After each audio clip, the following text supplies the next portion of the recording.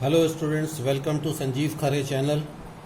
Students, आज हम NCERT के चैप्टर 9 क्लास 9th के चैप्टर 1 के टॉपिक नंबर सिस्टम जो चैप्टर है उसके एक टॉपिक के बारे में डिस्कस करेंगे और टॉपिक का नाम है real numbers and their decimal expansion. तो चलिए real number and decimal expansion में क्या क्या चीज़ें होती हैं इसको डिस्कस करते हैं। देखिए, दो टाइप के डेसिमल नंबर्स होते हैं, एक कहलाता है टर्मिनेटिंग डेसिमल और दूसरा कहलाता है नॉन टर्मिनेटिंग डेसिमल। अब टर्मिनेटिंग डेसिमल की खास बात ये होती है कि उसका जो रिमाइंडर है, जब हम उसको सॉल्व करते हैं और सॉल्व करने के बाद उसका रिमाइंडर हमारे पास ज़ीरो आ जाता है, जबकि नॉन टर्मिनेटिंग, जिसको कि हम नॉन टर्मिनेटिंग रिकरिंग और रिपीटिंग डेसिमल भी बोलते हैं, इसको नॉन टर्मिनेटिंग डेसिमल भी बोलते हैं और non terminating recurring repeating decimal भी हम इसको कहते हैं। लेकिन इस केस में जो रिमाइंडर होता है वो कभी ज़ीरो नहीं होता। अब इसको हम एक एग्जाम्पल के थ्रू समझेंगे तो ज़्यादा समझ में आएगा। तो चलिए देखते हैं यहाँ पर। तो पहले टर्मिनेटिंग डेसिमल की बात करते हैं जिसमें रिमाइंडर ज़ीरो हो जाता है। अब देखिए, यहाँ आप एक छोटा सा एग्जाम्पल, रेशनल नंबर एक दिया हुआ है P/Q की फॉर्म में, एक फ्रैक्शन दिया हुआ है 1/4। अब 1/4 को हम डिवाइड करते हैं। चलिए, ये 1 डिवाइडेड बाय 4 किया, तो जब हमने इसको सॉल्व किया, पॉइंट रख करके 2 रखा, 4 2 10 हो गया, तो 4 2 8, 2 4 5 20। So the answer is 0.25। मतलब ये है कि 1/4 को हम 0.25 लिख सकते हैं। लेकिन ऑब्जर्व करने वाली बात यह है कि हमने इसको सॉल्व किया और रिमाइंडर हमारा ज़ीरो आ गया और हमारा डिवीजन ख़त्म हो गया।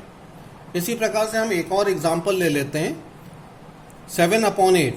मतलब 7 को हम 8 से डिवाइड करते हैं। चलिए, करा हमने ये 7 को 8 से डिवाइड किया एज यूजुअल प्रोसेस, जैसे नॉर्मल डिवीजन हम करते हैं, तो आंसर हमारा आया 0.875। लेकिन यहाँ देखिए, जब हम डिवीजन करते करते यहाँ नीचे पहुँचे तो ये रिमाइंडर हमारा ज़ीरो हो गया। इसका मतलब ये हो रहा है, आप दोनों केस में देखिए रिमाइंडर ज़ीरो हो रहा है, तो हम इसको कहें, और ज़ीरो हो रहा है मतलब ये डिवीजन जो है टर्मिनेट हो रहा है, ख़त्म हो रहा है, तो इसलिए ये कहलाता है टर्मिनेटिंग डेसिमल। और इसमें शर्त ये होती है कि इसका रिमाइंडर ज़ीरो होता है। अब हम बात करते हैं नॉन टर्मिनेटिंग डेसिमल की, जिसको कि हम कहते हैं नॉन टर्मिनेटिंग रिकरिंग और रिपीटिंग डेसिमल। इसमें हमने ये बोला कि रिमाइंडर जो है वो ज़ीरो नहीं होता है। कैसे, देखिए, एक एग्जाम्पल हमने लिया 1/3। अब 1/3 को हमने डिवाइड किया। अब देखिए, यहाँ मैंने डिवाइड किया, 1 डिवाइडेड बाय 3, पॉइंट रखा, 3 3 9, 1 आ गया। फिर हमने 0 उतारा, 3 3 9, फिर 1 10 आ गया, 3 3 9। तो आप ये देख रहे हैं, ये नंबर 0.3333333 इस तरह से इनफाइनाइट इसकी जो सीरीज़ है वो चलती रहेगी। तो हम लिख सकते हैं 1/3 इज इक्वल टू 0.333333। तो बार बार 3 लिखने की बजाय हमने यहाँ डॉट लगा दिया। अब देखिए, इसको रिप्रेजेंट कैसे करते हैं। जब इस तरह के रिपीटिंग डेसिमल होते हैं तो हम बार बार तो किसी नंबर को नहीं लिख सकते, कितने बार लिखेंगे। तो हम क्या करते हैं, जो नंबर रिपीट हो रहा है, जैसे यहाँ पर पॉइंट के बाद 3 रिपीट हो रहा है, तो हम इसको लिख देते हैं 0.3 और इसको बोलते हैं बार, इसको बोलते हैं 3 बार, इसको बोलेंगे 3 बार। तो ये हो गया 0.3 बार। तो जब इस तरह से लिखा जाता है, इसका मतलब ये होता है कि पॉइंट के बाद जो 3 डिजिट है, 3 जो नंबर है, वो कंटिन्यूसली रिपीट हो रहा है। तो ये ध्यान रखिएगा कि जो रिपीटिंग नंबर होता है, जो रिपीट होता है, उसको हम बार से रिप्रेजेंट करते हैं। चलिए एक और एग्जाम्पल देखते हैं। एक हमने एग्जाम्पल और लिया 11/6। अब देखिए, 11 को हमने 6 से डिवाइड किया, 6 1 6, 5 आ गया, 0 उतारा, 6 8 48, 20, 6 3 18, अगेन 20। इस तरह से हमने जब इसको सॉल्व किया तो हमने पाया कि नंबर आ रहा है 1.83333। यानी डेसिमल के बाद वाला नंबर तो रिपीट नहीं हो रहा, लेकिन उसके बाद वाले जो नंबर हैं वो सब रिपीट हो रहे हैं। तो देखिए, 11/6 को हम कैसे लिख सकते हैं, 1.83333 इनफाइनाइट। अब मैंने आपको ऊपर बताया कि जो नंबर रिपीट हो रहा होता है उसके ऊपर हम बार लगा देते हैं। अब देखिए, 8 तो रिपीट नहीं हो रहा बार बार, पर 3 बार बार रिपीट हो रहा है, तो हम इसको लिखेंगे 11/6 इज इक्वल टू 1.8 और 3 के ऊपर हमने बार लगा दिया, तो ये हो गया 1.8 बार। तो इस तरीके से ये हमने ये ऑब्जर्व किया कि नॉन टर्मिनेटिंग डेसिमल के केस के अंदर जो रिमाइंडर है, यहाँ देखिए रिमाइंडर यहाँ पर 10 ऐसे 10 आता जाएगा, यहाँ पे 20 आता जाएगा, तो रिमाइंडर कभी 0 नहीं होना है। तो ये दोनों में टर्मिनेटिंग और नॉन टर्मिनेटिंग में अंतर होता है कि टर्मिनेटिंग के केस में रिमाइंडर 0 हो जाता है और नॉन टर्मिनेटिंग के केस के अंदर रिमाइंडर 0 नहीं होता, और ये उसका रिप्रेजेंटेशन होता है। चलिए अब आगे बढ़ते हैं स्टूडेंट्स। अब आगे हम देखें तो एक बहुत सिंपल सा कॉन्सेप्ट है, converting terminating decimal to rational number और of form P upon Q and vice versa. मतलब कोई भी टर्मिनेटिंग डेसिमल आपको दिया हुआ है, उसको हमें फ्रैक्शन में बदलना है या रेशनल नंबर में बदलना है, तो क्या करेंगे। ये बहुत ही सिंपल कॉन्सेप्ट है, हम करते चले आ रहे हैं, इसमें कुछ भी नया नहीं है। जैसे 0.25 को हमें फ्रैक्शन में बदलना है, तो हम क्या लिखेंगे 0.25, फिर 20, फिर आप डेसिमल हटाना है हमें, तो हम इसको लिख सकते हैं 25/100। अब 25/100 को हमने सॉल्व कर लिया, लोवेस्ट टर्म में लिया है, तो ये बन गया 1/4। तो आंसर हमारा क्या हो गया कि 0.25 when converted to p upon q will become 1/4। इस तरह से देखिए एक और एग्जांपल ले लेते हैं यहाँ पर 0.375। ये एक टर्मिनेटिंग डेसिमल है क्योंकि टर्मिनेट हो रहा है, इसमें कहीं बार नहीं दिख रहा। अब इसको हमें सॉल्व करना है, तो हमने लिखा 375 डिवाइडेड बाय 1000। ओके, अब हमने इसको कटिंग कर दी, इसको सॉल्व किया। तो जब हमने इसको सॉल्व किया तो फाइनल लोवेस्ट टर्म में ये जो आया वो आया 3/8। तो हमने यहाँ पर लिख दिया 0.375 इज इक्वल टू 3/8। तो इसमें तो कोई नई चीज़ नहीं है, ये आप लोग सब जानते हैं, छोटी क्लास में आप लोगों ने ये सब चीज़ें पढ़ी हुई हैं। अब मान लीजिए कोई भी नंबर फ्रैक्शन में दिया हुआ है, अब उसको डेसिमल में बदलना है, तो भी मुश्किल काम नहीं है, हमें सिंपल डिवाइड कर लेना है। जैसे 1/4 दिया हुआ है फ्रैक्शन, अब आपसे कहा कि डेसिमल में बदलिए, तो 1 को 4 से डिवाइड कर दीजिए, डिवीजन सबको आते ही है।